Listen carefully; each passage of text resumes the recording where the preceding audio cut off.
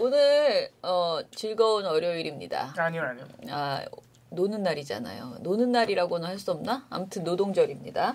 노동절날 우리는 노동을 하고 있는. 자, 민원연의 미디어 탈곡기. 근데 우리 오늘 몇 회예요? 몇 회인지 아세요? 14회. 14회예요? 네. 14회 시작하겠습니다. 민원연의 미디어 탈곡기 14회를 시작하겠습니다. 저만 정말 노동과 상관없이 살고 있구나. 예, 그런 생각이 들었습니다. 저만은 아니죠. 더 많은 사람은 사실 노동절에 출근하는 사람 굉장히 많습니다. 제대로 그런 것을 만끽하지 못하는 직종이 워낙 많기 때문에 우리는 아무튼 이번 주를 거의 휴일을 반납하고 거의 모두 출근을 민원연은 하기로 했고요. 인턴 분들도 거의 다 나오시기로 해가지고 돈이 문제가 아니고 정말 매우 매우 감사한 그런 마음이 듭니다. 이게 우리 인턴분이 제가 이제 그 휴일 수당으로 하루 출근하시면 이틀의 일당을 드리겠다 그렇게 이제 제안을 하면서 그러니 다 휴일에도 나와주셨으면 좋겠다. 선거를 앞두고 있어서 모니터를 쉴 수가 없다 그렇게 이제 부탁을 드렸는데 그 인턴분들이 처음에는 그 이틀의 일당에 회심의 미소를 싹 지으셨거든요. 서로 눈빛을 막 주고 받으면서 예, 굉장히 좋아하셨는데 갑자기 너무 진지하게 돈이 문제가 아니고 뭐 국가를 위해서 정권 교체를 위해서 이 한 번 바치겠습니다. 그래갖고 우리가 빵 터져가지고 아 맞아 우린 돈 때문은 절대 아니야 이러면서 설마 돈이 그까지 돈 뭐 2배 주는 게 뭐가 중요하겠어 막 이런 이야기를 막 하면서 전 자랑하려고 그랬는데. 아 그랬어요? 페이스북에다가. 아무튼 대체 휴일 주셔야 되는 거 아닙니까? 대체 휴일을 줄까 아니면 돈으로 할까 하다가 돈이 더 좋으실 것 같아서 저는 돈으로 한 거예요. 왜냐면 대체 휴일 해봤자 예 그닥 왜냐면 우리가 휴가가 많은데도 다 못 쓰고 자꾸 지나가잖아요. 저는 인턴 얘기한 게 아니고 저희 얘기한 건데. 저희도 마찬가지예요. 휴가가 너무 많아서 너무 많다기보다는 그 저희에게 주어진 원래 휴가를 제대로 쓰지도 못하고 있는 상황이어서 그 돈으로 대체되는 것이 더 낫다고 생각해서요. 그렇게 하겠습니다. 알겠습니다. 네. 자, 오늘 제가 별로 새로 나온 보고서가 없고요. 주말에 너무 좀 푹 쉬었나 봐요. 그런데다가 오늘 사고도 있고 해서 지금 정신이 하나도 없어서요. 저는 오늘 두 사람이 터는 것을 열심히 들어보는 식으로만 해볼까 합니다. 자, 오늘 누가 털어보시겠습니까? 모니터를 많이 해온 이봉호 활동가가? 제가 먼저 터나요? 네. 네, 제가 오늘은 먼저 털도록 하겠습니다. 우리 중요한 걸 빼먹은 것 같은데. 네, 인사 안 했어요? 네. 전 맨날 역시 맨날 프로방송인. 네, 프로방송인이자 청년회장. 청년회장인데 민원연에서 너무 부려먹어가지고 매번 감기에 걸리고 있는 청년회장입니다. 어디서 말도 안 되는. 네, 오늘 그래도 청년회장답게 한번 가열차게 털어보겠습니다. 제가 또 주말 방송을 봤는데 금요일날 토론회가 또 있었죠. 금요일날 토론회가 또 있었는데 생각보다 이제 방송사들이 막바지 토론으로 갈수록 별로 관심이 없어요. 이게 그러니까 이 관심이 꺼지기 시작한 것이 JTBC 토론부터인데 그 전까지는 뉴스들이 그 전에 3번의 토론이 있었죠. 네. JTBC 이전에 토론 한번 하면은 그 다음 날 대략 한 10건의 보도는 냈다고 보시면 돼요. 토론 관련해서. 그 다음날, 다다음 날까지. 근데 JTBC부터 한 4-5건밖에 보도를 안 하더니, 네. 지난주 금요일에 있었던 토론회, 선관위 2차 토론회에서는, 다들 토론 관련 보도가 3-4건밖에 안 됩니다. 네, 소리 꺼주세요. JTBC랑 채널A는 한 건밖에 안 했어요, 토론 보도를. JTBC도 네, JTBC도 안 하는 거예요. 관심 없어. 뭐 우리가 한 것도 아니야. 뭐 이런 거겠죠. 똑같은 얘기는 그렇지. 네, 물론 이게 이제 그런 이유 중에 하나는 방금 말씀하신 것처럼 사실 토론이 별로 볼 게 없습니다. 이제 계속 공방이 똑같아요. 특히 이제 유승민 후보는 계속 똑같은 그 이제 재원 관련 공약 중에서 재원 관련 부분에서 계속 문재인 후보한테 물어보니까 문재인 후보가 짜증이 났죠. 그래서 사실 저번 토론에 JTBC 토론에서는 정책본부장하고 토론하라고 했다가 지난 금요일 토론에서는 그걸 또 사과를 했습니다. 또 아무튼 그런 상황이 반복되니까 사실 좀 관심이 적어지는 이유를 후보들이 스스로 자초하고 있는 면도 있는데 그래도 하나 좋은 점은 여러분들도 느끼시겠지만 토론이 막바지로 이룰수록 그래도 정책 토론이라고 좀 볼 수 있는 그 전보다는 좀 나아졌다 이런 점 보실 수 있을 겁니다.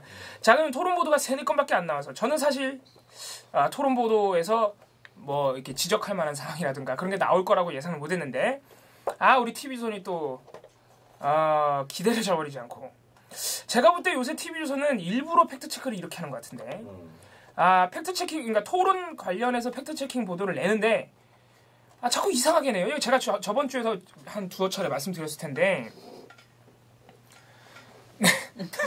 내가 뭘 눌렀습니다. 네, 오늘 우리 차장님께서 교통사고가 나셔가지고 정신이 없어요. 여러 가지 사고를 치고 계세요. 방송사고를. 네, 이정일 PD의 또 편집이 어려워지겠네요. 자, 프로 방송인인 저는 그런 사고 치지 않는다는 점. 렌즈보험 들어가겠네. 네. 정말. 자, 그래서 계속 말씀드리자면은 TV조선이 그동안 토론 관련해서 팩트체크 보도를 내면 어떻게 냈냐면은 대표적인 게 노무현 전 대통령 뇌물 받았다는 홍준표 후보의 주장. 그거를 당사자들의 주장만 나열하고 마치 가능성이 있는 것처럼. 그리고 막 최종 확인을 할 수 없습니다. 왜 그럼 팩트 체크를 해? 이런 식의 이제 팩트 체킹을 계속 했어요. 계속. 그래서 이번에는 뭐 어떻게 했나 봤더니 이번에 TV조선이 토론 관련 보도가 3건이거든요. 근데 그 중에 팩트 체크가 2개예요, 무려.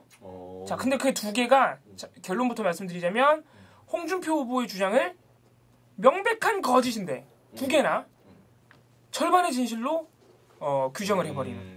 자, 그럼 어떤 식으로 하는지 하나씩 말씀드리죠.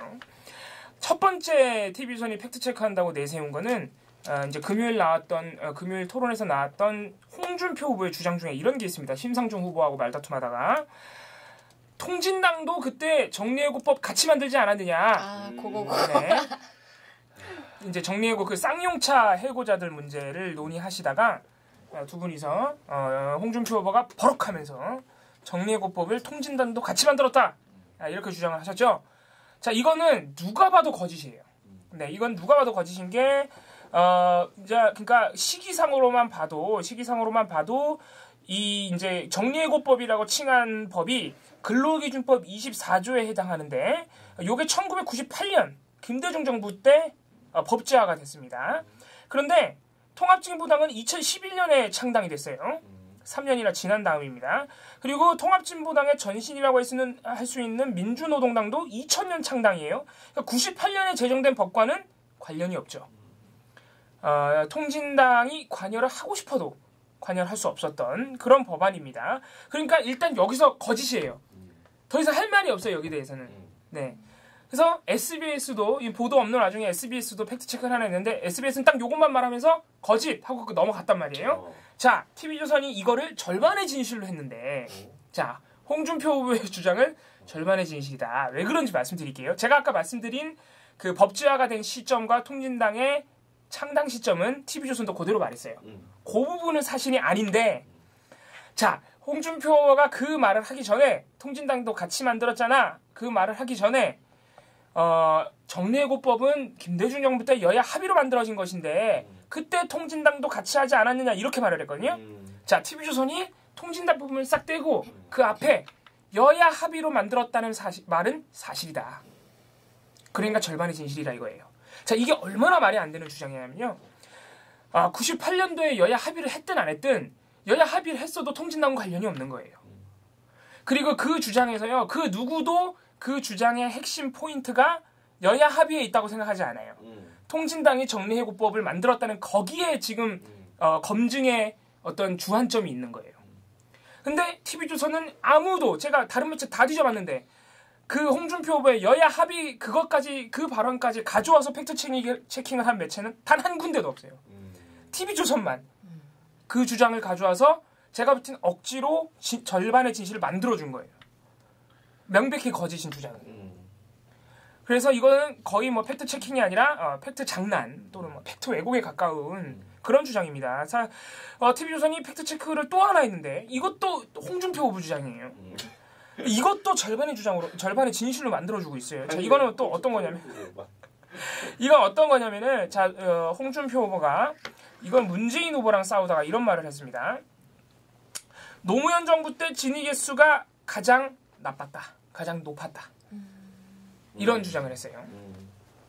자, 진위 개수가 가장 높다는 거는 그 이제 경제 지표 중에 하나인데 그 우리나라 국민들이 이제 버는 것 중에서 먹는 데 쓰는 게 너무 많다는 거예요. 진위계수가 높으면 되게 못 사는 나라예요. 그래서 먹는 게 높으면. 그래서 홍준표 후보가 진위계수가 노무현 정부 때 가장 높았다는 주장을 했어요. 지난 금요일 토론 때. 자, 이거는 이제 팩트 체킹 한다는 거예요. 그래서 자, 어떻게 하는지 한번 봅시다. TV조선에 이렇게 말을 합니다. 기자가. 정권별로 평균을 내보면 진위계수가 김대중 정부 0.279, 노무현 정부 0.281, 이명박 정부 0.292, 박근혜 정부 275로 이명박 정부 때 가장 높았다. 자, 그래서 평균 수치로만 보면 홍 후보의 주장은 사실과 다르다. 그럼 여기까지 하고 끝냈어야 돼요. 여기까지 하고 끝냈어야죠. 그러니까 진위계수 평균 지수로 보면은 이명박 정부 때가 제일 높아요. 지금까지 역대 정부 중에. 그러면 이미 거기서 사실관계가 틀린 거예요.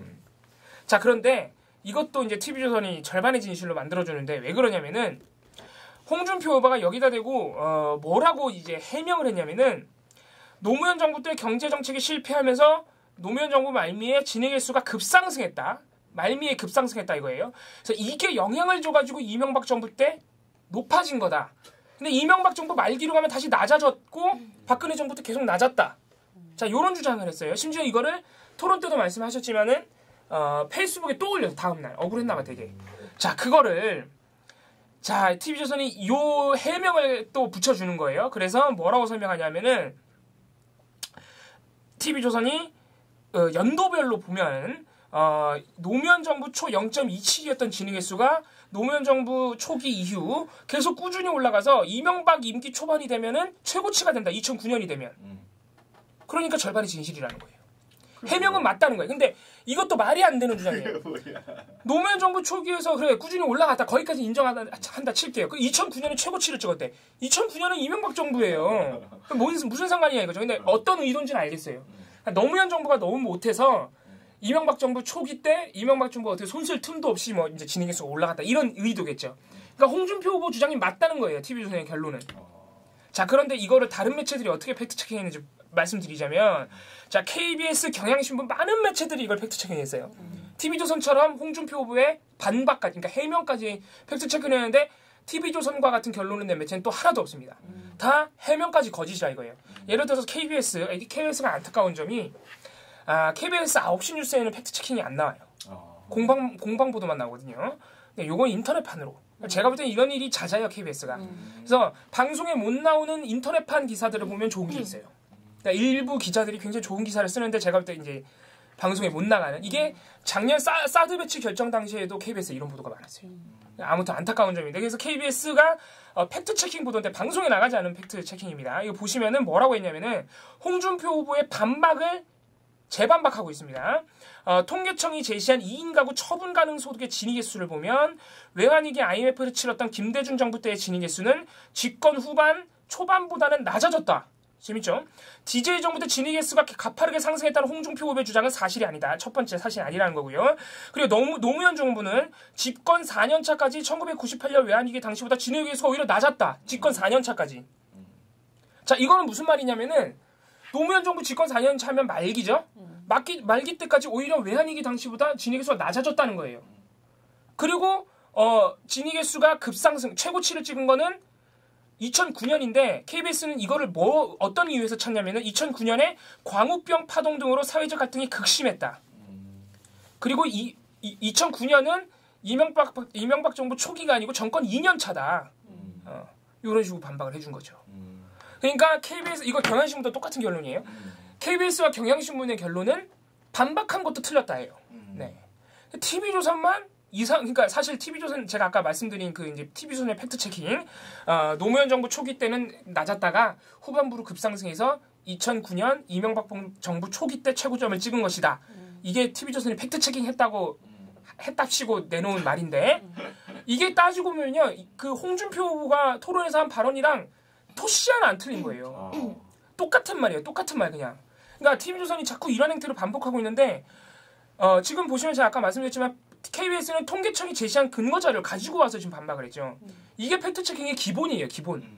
그러니까 해당 주장에서 나오지 않은 다른 객관적 근거를 가지고 와서 반박을 하든 아니면 맞다고 인정을 해주든 해야죠. TV조선은 그런데 그냥 그 발언 똑같이 해서 말만 좀 토시만 좀 바꾼 다음에 팩트체킹한 것처럼 말을 하고 절반의 진실이다. 말이 안 되는 거예요. 그러니까 팩트 체킹 기본도 안 돼 있고 시청자를 우롱하는 지금 지경에 와 있어요. 이게 제가 볼 때는 노무현 전 대통령 뭐 뇌물 수수 의혹 팩트 체킹 이런 거보다 더 심각한 지경에 이르렀어요. 지금 주말에 나온 보도는. 그래서 그러니까 좀 심하게 얘기하면 거짓말을 진실로 지금 둔갑시키고 있는 거예요. 그 이상하게 유독 홍준표 후보의 주장만. 그게 아주 심각한 상태입니다. 이거는 거의 뭐 민원연 차원에서 보고서로 나가겠지만 제가 볼 때는 우리 이제 민원연에 계신 학자분들이 관심을 표명하고 있대요. 이런 팩트 체킹 행태에 대해서 거의 연구 대상이에요, 진짜. 왜 도대체 어째서 이런 보도를 내는지 팩트 체킹 이름을 달고. 어째서는 우리가 다 알지. 그렇죠. 어째서는 수십 년 동안 해왔던 반응인데. 네. 어째서는 알죠. 나쁜 놈들이니까. 이게 수치로 잡히지가 않는 거예요. 팩트 체크가 많다고만 하는 것이 수치로 잡히고요. 그래서 팩트 체크가 많아졌으니까 최소한 제 정관용에서도 그 얘기를 했지만. 그 팩트 체크가 많아져서 최소한 이제 장난질을 치지 않겠구나. 팩트 체크니까 팩트만 체크하고 어떤 가치관 개입이 전혀 안 돼 있지 않을까 이렇게 사람들이 생각하고 그렇게 믿고 있었는데 그래서 지금 사실 양적 분석 보고서를 보면 이 팩트 체크가 제대로 됐는지 안 됐는지에 대한 평가는 거의 못 하고 있는 네, 상태고. 근데 검증 보도가 늘어났다는 통계가 나오거든요, 지금. 그래서 검증 보도가 너무 많이 늘어났다, 좋다, 팩트 체크 보도들이 이렇게 생기고 있다 이런 것들을 칭찬하고 있는데 뚜껑을 열어보니 이런 일들이 지금 발생하고 이거는 저희가 껌껌이 지적만 하고 있지 실제로 팩트 체크가 제대로 되고 있는가에 대한 수치가 종합적으로 잡힌 게 없잖아요. 근데 사실 지금 서울대학교에서 한다는 팩트체크 무슨 센터도 있고, 지금 조선일보 팩트체크는 거의 이제 교과서처럼 그렇게 막 팩트를 거기 가서 다 체크하려고 하는 보수 진영에서 그런 상태인데, 그것이 팩트체크가 가짜라면, 그러니까 지금 말한 것처럼 이상한 내용을 끼워 넣어서 절반의 사실을 만들고 일부만 사실 그렇게 해서 심지어 그 홍준표 제가 지난 금요일날 읽어준 홍준표의 SNS 페이스북을 보면 자기는 사실 아님이 하나도 없다고 자랑하잖아요. 조선일보 팩트체크에서 문재인 후보한테 막 거짓말한다고. 거짓말 대장이라 그러고. 근데 이런 상황에서 우리가 지금 사실 우리가 이번에 놓친 이번 대선 모니터를 하면서 놓친 게 여론조사 모니터를 예전보다 왜냐면 나아졌었기 때문에 좀 방심했던 부분이 있고, 팩트체크가 지금 되고 있다는 거를 시작하고 유행이라는 걸 알고 있었는데, 팩트체크에 대한 양적 분석이 우리가 정밀하게 되지 않은 부분은 지금 좀 약간 실수했었다라는 생각이 저는 든 거예요. 이거를 통계로 잡아내서 팩트체크에 이만큼이 허상이다. 그걸 한번 잡아보고 싶은 생각이 들었어요. 제가 볼 땐 TV조선만 잡으면 돼요. 어쨌든 TV조선하고 조선일보. 네, 제가 볼 땐 우리가 회사만 잡으면 될 것 같아요. 우리가 껌껌이 하면서 이제 전체적인 통계가 안 잡혔을 뿐이지 제가 볼 때는 제가 그렇죠. 껌껌이 다 지적을 했기 때문에 과거 보고서들을 수합만 하면 돼요. 수합만 하면 제가 볼 때는 TV조선은 아마 팩트체킹의 90%가 이런 식일 거예요. 대부분이 그랬어요. 제가 토론 팩트체크가 나올 때마다 단 한 번도 TV조선이 보고서에 안 걸린 적이 없어요. 그러니까 계속 이러고 있는 거예요. 이 팩트체크의 가장 심각한 점은 뭐냐면요. 조선일보도 비슷하다고 저는 알고 있는데 팩트체킹을 한 척한 거예요, 사실은. 그러니까 당사자 주장을 그대로 가져와서 말만 바꿔요. 네. 그러니까 이거는 사실 팩트체크가 아닌데 제가 절반의 진실로 만들었건 노무현이 뇌물을 받은 것처럼 꾸몄건 이런 것보다 더 중요한 건 팩트체킹을 한 것처럼 시청자나 또는 독자를 우롱한다는 게 제일 큰 문제다. 네네. 그런 생각이 들더라고요. 맞습니다. 그 조선일보 팩트체크는 그 수치가 굉장히 예쁘게 정말 귀엽게 문재인 얼굴에 몇 건, 사실 아닌 몇 건 이렇게 딱 되게 이렇게 돼서 이렇게 굉장히 아기자기하게 꾸며져 있거든요. 근데 그거를 캡처해가지고 댓글로 보수 진영에서 되게 많이 달더라고요. 근데 팩트체킹 이런 식으로 하면은 홍준표 후보의 진실 비율이 너무 높아진다는 거잖아요. 말이 안 되는 거지. 비율이 높은 수준이 아니고 완벽한 사람이라니까. 그러니까 그게 말이 되냐고요. 거짓말이지. 이게 사실 조선일보만의 문제라기보다는 제가 지난번에 나쁜 보도로 그러니까 유감 보도로 넣어야 되나 말아야 되나 고민하다가 결국 뺐던 것 중에 중앙일보가 했던 팩트체크 중에 그런 게 있었어요. 그 중앙일보가 계속 이번에 동성애 관련 이슈에서 침묵을 했었거든요. 네네. 침묵을 하다가 그거를 딱 하나 뭘로 보도했냐면 팩트체크 보도로 낸 거예요. 동성애가 에이즈를 옮기느냐. 근데 그게 일부 진실? 그러니까 반은 일부만 거짓인가? 아무튼 그러니까 거의 일부는 사실이지만 일부는 거짓 이런 식으로 체크를 해놓은 거예요. 근데 내용을 보면 동성애자만 그렇게 옮기는 게 아니다라는 내용이 있어요. 근데 판단을 그렇게 한 거예요. 일부는 뭐 옮기니까 그 주장이 다 틀린 건 아니다. 하지만 또 그렇다고 그렇게 말하는 건 아니지. 이게 너무한다. 이런 식인 거예요. 근데 사실 통성애자가 그렇게 다 옮긴다라는 주장에 대해서 명백한 거짓이라고 말을 해줘야 되는 거잖아요. 그렇게. 근데 이제 약간 그런 장난을 치는. 욕 먹고 싶지 않은 거죠. 네, 그러니까 양쪽에다가 뭔가 다 발을 걸쳤는 듯한. 자, 이것도 사실은 다른 매체랑 비교하면은 그 극명히 다른. 어떤 매체들은 완전히 거짓으로 규정을 하거든요. 것도 있어요. 팩트 체크를 아무튼 한번 싹 잡아야 된다는 생각이 들었어요. 선거가 끝나도 내가 계속 말하는 선거가 끝나도 잡아야 되는 게 여론조사하고 팩트 체크 이게 워낙 붐이기 때문에 이게 다음 선거도 생각하고 기타 등등 하면 이 굉장히 나쁜 유행이라는 생각이 좀 들었고요. 네, 신문으로 또 다시 넘어가 볼까요? 네. 네네. 저는 오늘 짧게 준비를 했는데. 그 민주당 문재인 그 후보가 30일 날 공주 유세에서 말을 한마디를 했는데요. 그게 난리가 났습니다. 뭐라고 했지? 선거철 되니까, 네, 선거철 되니까 또 색깔론, 종북몰이가 시끄럽다. 이제 국민들도 속지 않는다. 이놈들아! 이렇게 얘기를 하셨어요. 그게 뭐 그렇게 큰일 날 일이지? 근데 이걸로 사설을 냈는데 누가요? 조선일보인가? 네, 맞습니다. 참 섬세하시다. 근데 이거를 사실 오늘 제목으로 뽑은 매체들이 좀 있어요. 조중동. 형제야? 네. 사람 이름 같아. 그러니까 예를 들면 이게 어떤 식으로 나오냐면 홍준표 후보도 사실 막말을 하나 했어요.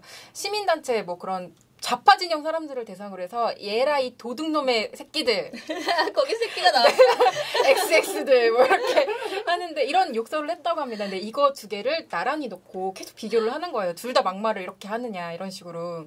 예를 들면 중앙일보는 홍 도둑놈들 큰 따옴표로 그렇게 말하고 문 이놈들이 이놈들아 이렇게 큰 따옴표에서 하나의 제목으로 뽑고요. 또 동아일보 같은 경우는 문 이제 색깔론 안 먹혀 이놈들아 안 보는 문뿐 맞지요? 뭐 이런 식으로 뽑고. 근데 조선일보 같은 경우는 6면이 오늘 아주 총체적으로 문제였는데 6면에 있는 모든 기사가 다 일단 다 따옴표 기사였어요. 다 이렇게 유세하면서 했던 막말들이나 좀 자극적인 발언들을 다 뽑았는데 문, 색깔론 국민들 안 속는다 이놈들아 이렇게 하고 그 밑에는 안, 문의 통합정부 패권 감추려는 속임수 이렇게 하고요. 그 아래에는 다시 홍, 좌파단체, 에라이 도둑놈의 새끼들 새끼들이라고도 안 하고 XX들이라고 표현을 하겠습니다.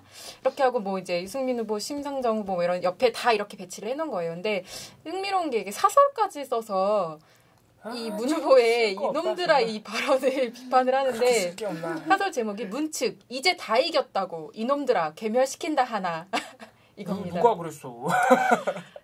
근데 이게 참 그래요. 뭐라고 얘기를 하냐면 문 후보는 자신의 대북 안보관과 관련된 비판 검증에 색깔론, 종북몰이라는 식으로 대응을 해왔다. 노무현 정부가 북한 인권 결의안을 2개 물어보고 기권했다는 문제도 TV 토론회마다 설명이 달라진 내용을 지적해도 색깔론이라 반발했다. 대선 후보 안보관은 국민이 최우선으로 알아야 할 부분이지만 그런 태도로 일관했다. 그러더니 상대 진영을 향해 이 X들이라고 하는 상황까지 왔다. 문 후보가 이 X들이라 한 사람, 이해찬 의원이 괴멸시켜야 한다고 한 사람들은 보수 진영 후보들과 그들을 지지하는 국민들 것이다. 갑자기 이런 결론을 갑자기 이런 결론을 내리면서 정치의 자세가 아니다 이렇게 말한 다음에 마지막 단락에 홍준표 후보도 자신을 반대했던 시민단체 사람들에 대해 에라이 도둑놈의 XX들이라고 욕설을 했다. 대선이 8일 남았다. 더 이상의 편가르기와 막말을 막을 수 있는 것은 유권자들 뿐이다. 정말 무의미한 사설이네요. 네, 정말 세상에서 제일 무의미한 그 문재인 문자 그 행복하다는 문자 비판한 사설 다음으로 무의미한 사설이었습니다. 정말 쓸 게 없었나 보다. 네, 그래서 아니 근데 약간 저게 정치 혐오주의를 조장하는 발언이긴 그쵸. 이 새끼들이 이게 어디서 우리 트럼프 씨와 우리 비교가 홍콜라 이분하고 이렇게 비교를 해야 되면서 이 발언 뭐 모르겠습니다. 좀 참 색깔론이라 하지 못하고 참 답답하네요. 진짜 답답하고 이게 이런 식으로 소소한 것들을 다 하나씩 찝어서 특정인을 비방하는 사설을 내놓는 것 자체가 엄청난 선거 운동이잖아요, 사실. 네. 근데 이거를 참 선거가 정말 며칠 안 남았는데 마지막까지 이렇게 열심히 하고 계신다. 네. 그래서 끝까지 진짜 긴장을 놓지 말아야 돼요. 특히 우리는. 네. 그런 의미에서 열심히 일하는. 마지막까지 무슨 장난을 칠지 모르기 때문에 저는 과감히 휴가를 떠나도록 하겠습니다. 무슨 말하는 저는 못 해먹겠어요. 그런 의미에서 열심히 일하시기 바랍니다.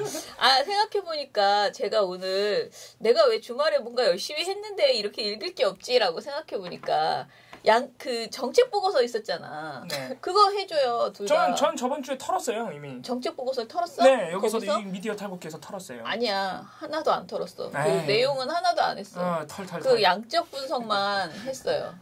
예. 빨리 해주세요. 기억이 안 나는데. 나는 내용이 지금... 좋았던 게 제가 이제 저희 정책 보고서를 원래 정말 뭐라 그래야 되나 처음에 시작할 때 이 두 명에게 제가 인턴을 한 명씩 붙여줬거든요. 근데 그 인턴을 붙여준 이유가 정책 보고서를 내기 위해서였거든요. 하나 썼습니다. 하나. 이제 첫 보고 끝났어 이제. 그러니까 뭐냐면은 그 두 사람이 총선 때 보니까 1일 브리핑 하다가 날 새는 거예요. 근데 1일 브리핑만 하는 게 너무 아쉽고, 그 1일 브리핑을 혼자서 쓰다 보면 거의 4시, 막 3, 4시까지 쓰고, 그 다음에 제가 검토하면 발표하고, 그럼 저녁이 8시가 되고, 그럼 그냥 가야 돼. 그리고 주말에 또 우리는 주간 보고서를 그 전에 썼거든요. 그럼 1일 브리핑을 모아서, 그 중에 센 것만 모아서 또 주간 보고서 쓰고 이렇게 했는데, 그게 좀 약간 소모적이다라고 생각이 들고, 정책 보고서가 나와야 되니까, 뭔가 기획 보고서가 나와야 된다, 이렇게 생각을 했어요.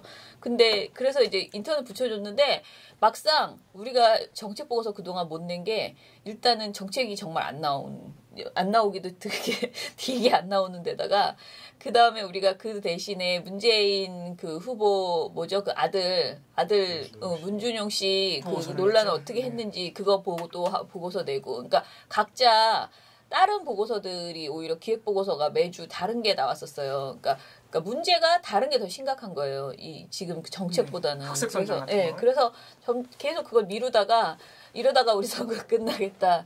원래 애초에 발표하겠다고 했는데 정책 보고서 꼭 내겠다고 했고 이제 그 다른 시민단체에서 엄청 박수를 쳐줬거든요.